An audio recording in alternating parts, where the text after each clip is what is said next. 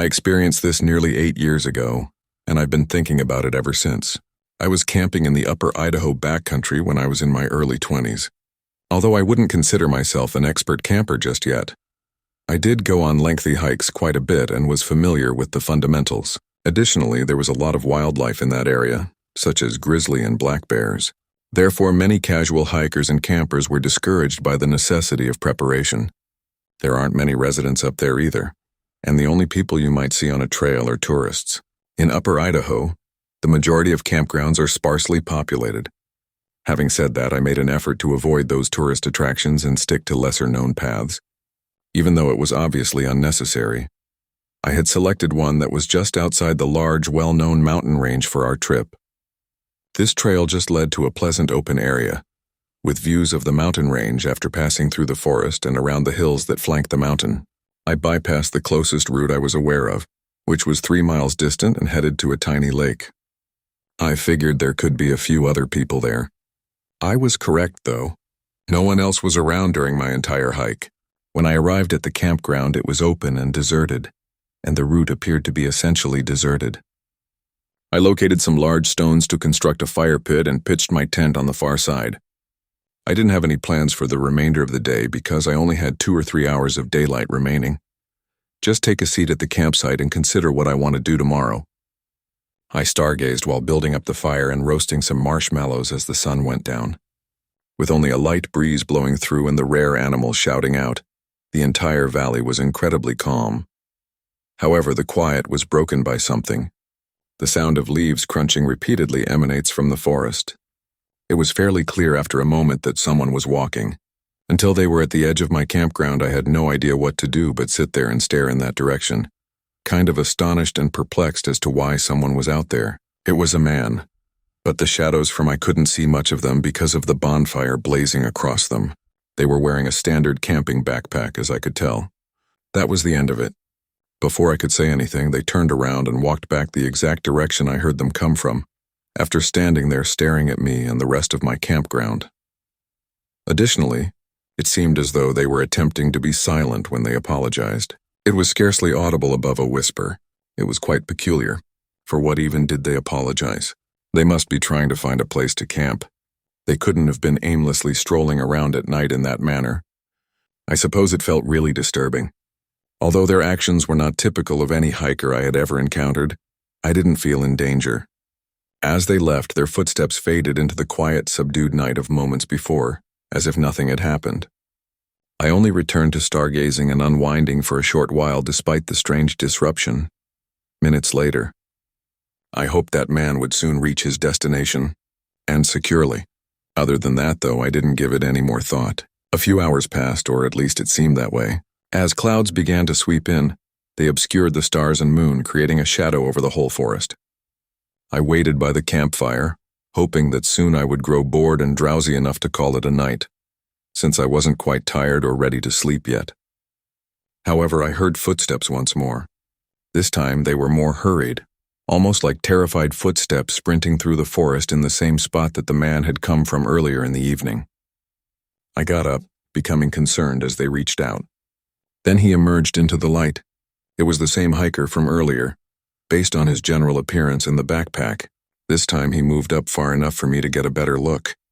He had oily black hair and a medium-sized, scruffy beard.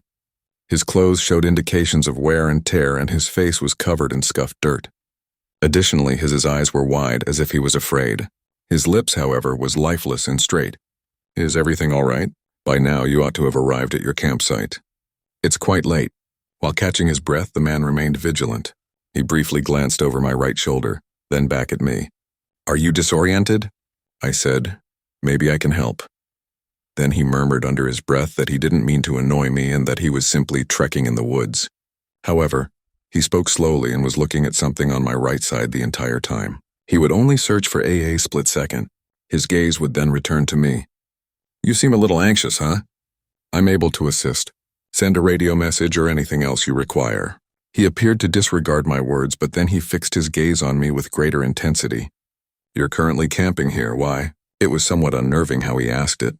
I couldn't help but glance over my shoulder as his eyes went to my right once more. Dark, empty forest. I didn't see anything.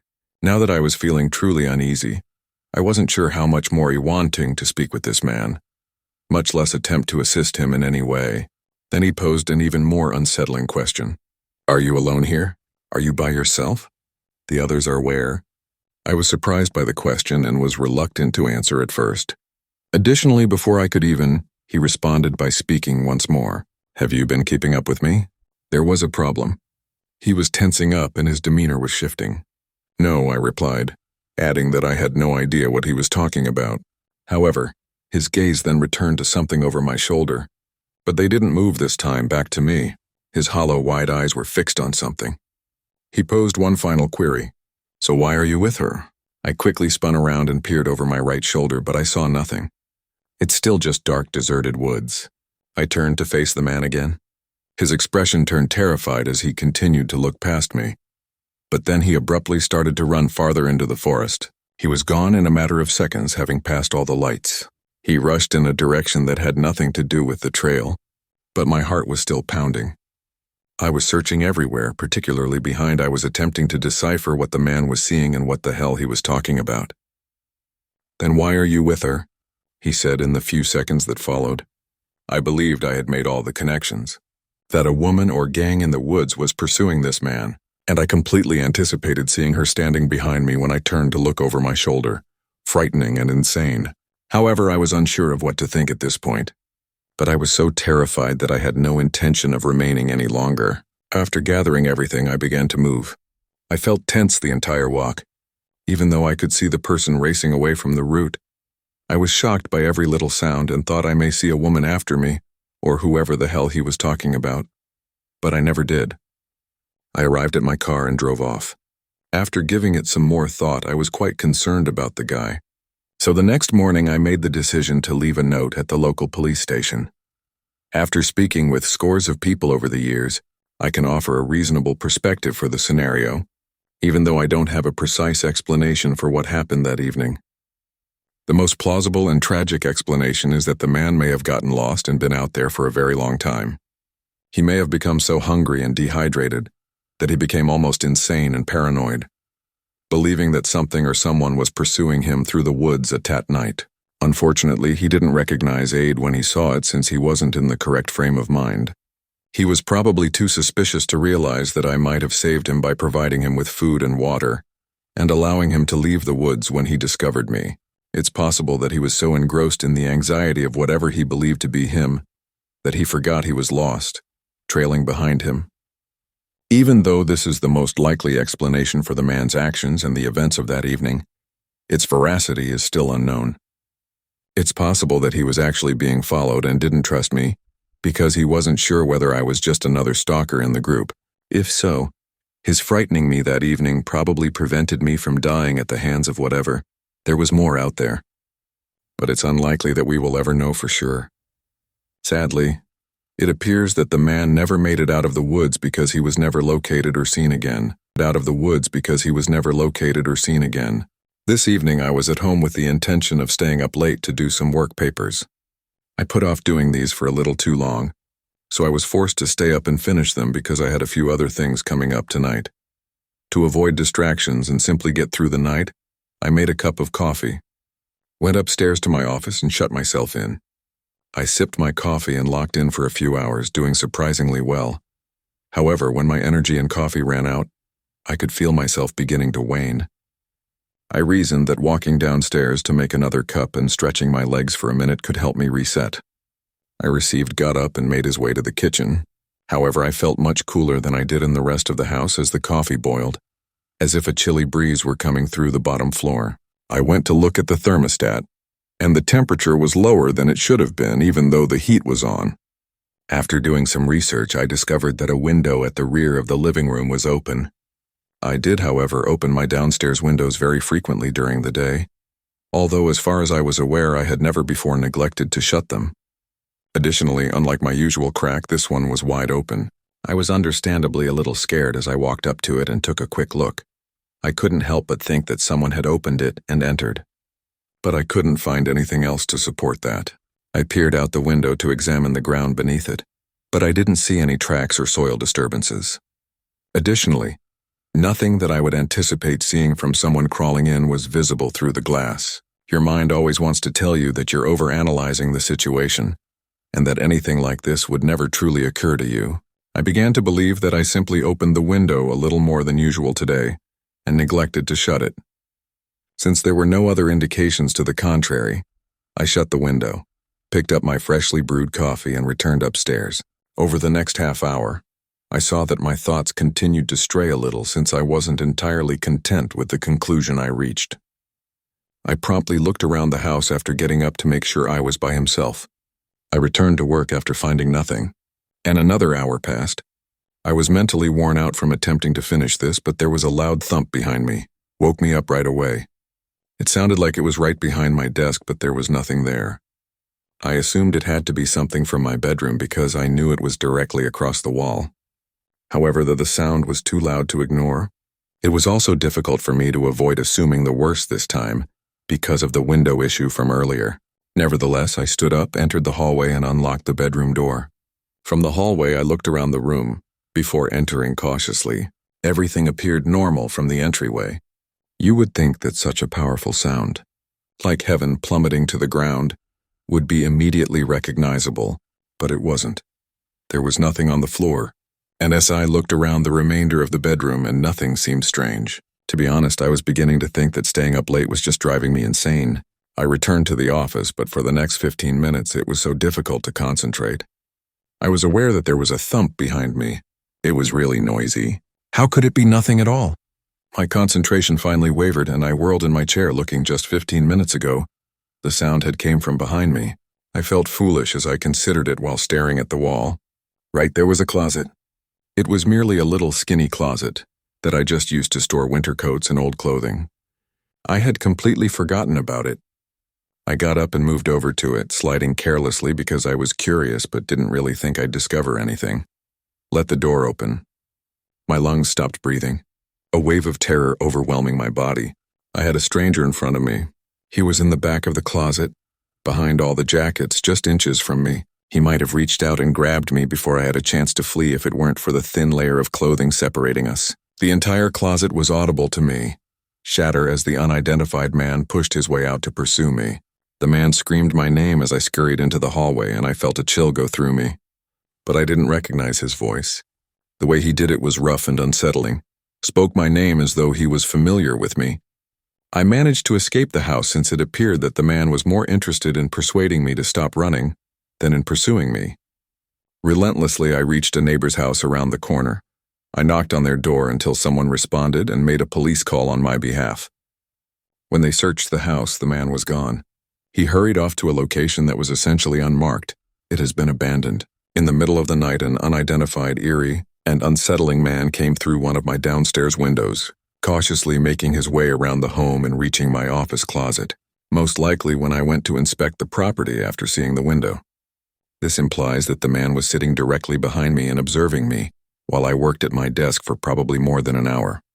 Even worse, he was aware of my name, indicating that the break-in was undoubtedly premeditated by a possible stalker.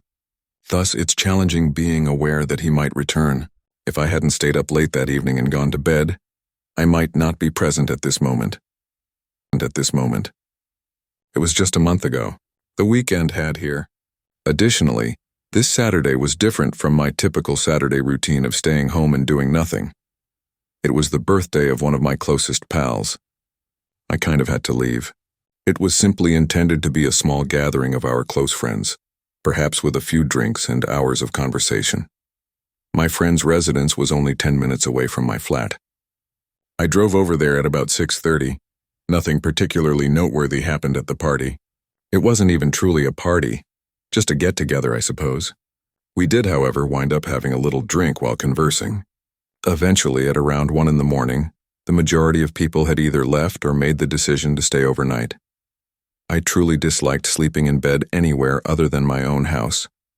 However, I was still a little inebriated and didn't want to take the chance of driving. Perhaps I chose to simply stroll back, despite my better judgment, to my apartment. My buddies advised me to leave my car in their driveway. Additionally, I had made the walk numerous times. It lasted only 25 to 30 minutes, primarily throughout the peaceful suburbs. After bidding farewell to the remaining friends, I started walking home. The hike got off to a good start and the weather was serene. Though the entire neighborhood was quiet and motionless, there are no people, automobiles, or even lights on in any of the residences. Most likely, everyone had already fallen asleep. I was walking when I suddenly saw two headlights coming down the street. They were moving slowly and weren't very bright until they approached my location and rolled to a stop. They cracked their window, but I couldn't really see them because it was dark and they hadn't rolled it all the way down.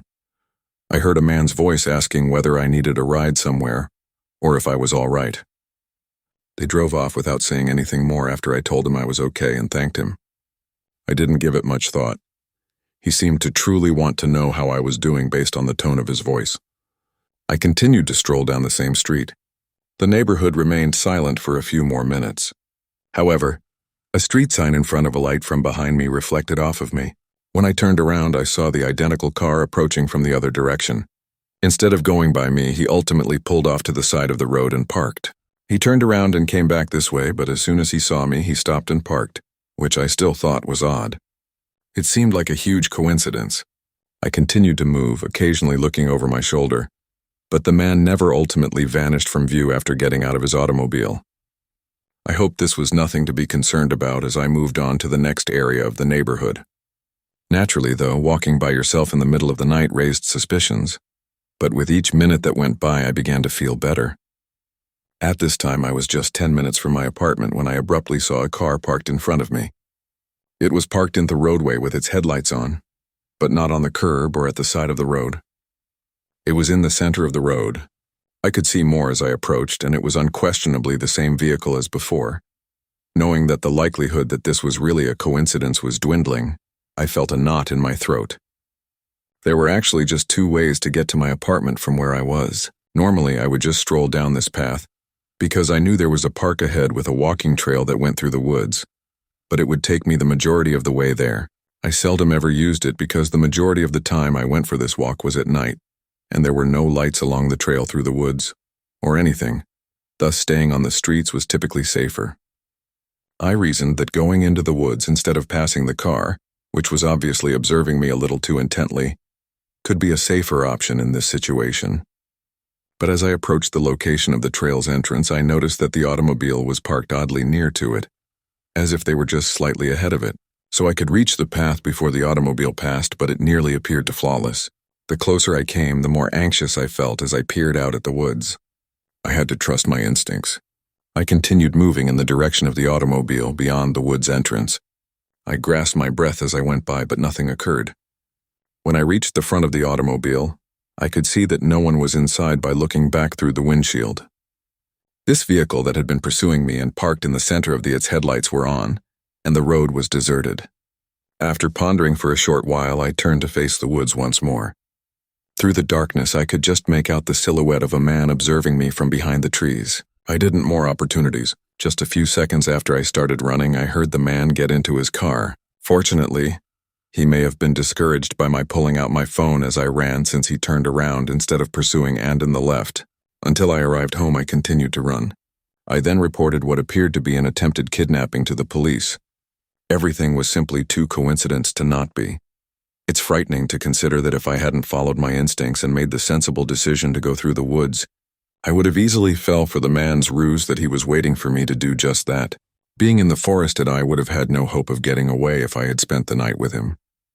Only a month has passed, and they are unlikely to discover or prosecute anyone based solely on a description of his vehicle and voice.